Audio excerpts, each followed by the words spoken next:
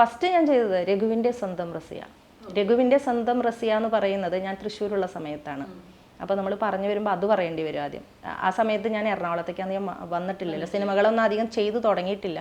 വന്നു ഹോളിഡേയ്സ് എന്ന് പറഞ്ഞ് മോഹൻ തോമസ് ഡയറക്റ്റ് ചെയ്ത ഒരു മൂവി ഞാൻ ചെയ്തിരുന്നു. അതിൽ മായ വിശ്വനാഥിന് വോയിസ് കൊടുത്തിരുന്നു.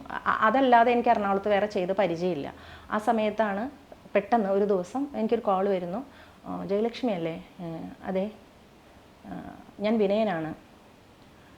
അപ്പോൾ ഞാൻ ആദ്യം വിനയനാണ്, എനിക്ക് എൻ്റെ മൂവിയിലൊന്ന് ഡബ് ചെയ്യണമായിരുന്നു, ജയലക്ഷ്മിയുടെ നമ്പറാണ് തന്നത്, പുതിയൊരു വോയിസ് വേണം.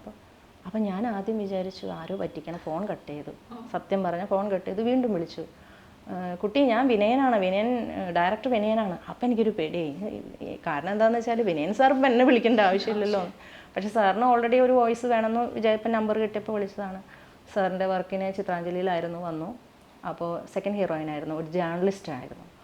രഘുവിൻ്റെ സ്വന്തം റസിയ അതിൽ വോയിസ് ചെയ്ത് കഴിഞ്ഞപ്പോൾ അതിൽ അമ്മൂമ്മയുണ്ടല്ലോ. പിന്നെ അമ്മൂമ്മ സ്ഥിരമായിട്ട് ചെയ്യുന്നത് കൊണ്ട് അപ്പം എന്നോട് ചോദിച്ചു, ചേച്ചി അമ്മൂമ്മയുടെ ചേച്ചി വേറെ വോയിസൊക്കെ ചെയ്യുന്ന ആളല്ലോ, ഒന്ന് ചെയ്യാൻ പറ്റുമോ? ആ നോക്കാം. അപ്പോൾ ഒരു കോമ്പിനേഷൻ സീനുണ്ട്. അങ്ങനെ അമ്മൂമ്മയ്ക്കും അങ്ങനെ അതിൽ വോയിസ് കൊടുത്തു.